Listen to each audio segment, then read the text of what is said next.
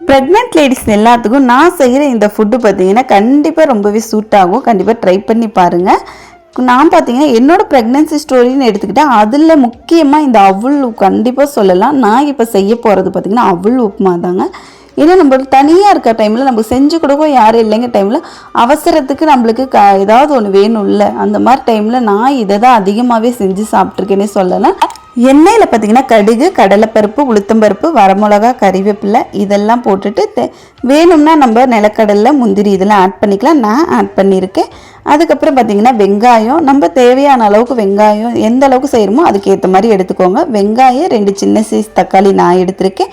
நான் ஒரு 3 ஆளுக்கு தகுந்த மாதிரி தான் செய்ய போகிறேன். தக்காளி இதெல்லாம் ஆட் பண்ணதுக்கப்புறம் நல்லா வதக்கி விட்டுக்கணும். அவள் பார்த்திங்கன்னா நம்ம தாளிக்க ஆரம்பிக்கிறோம்ல அந்த டைம்லேயே நம்ம ஊற வச்சா போதும். கரெக்டாக தண்ணியில் மூழ்கிற அளவுக்கு ஊற வச்சு எடுக்கிறப்ப அது பார்த்திங்கன்னா உதிரி உதிரியாக இருக்கணும். அதை கடைசியாக கொட்டி நம்ம தேவையான அளவு கடைசியாக வரமிளகாத்தூள் லைட்டாக அது மேலே போட்டு அப்படியே சர்வ் பண்ணோம்னா அவ்வளோ சூப்பராக இருக்கும்.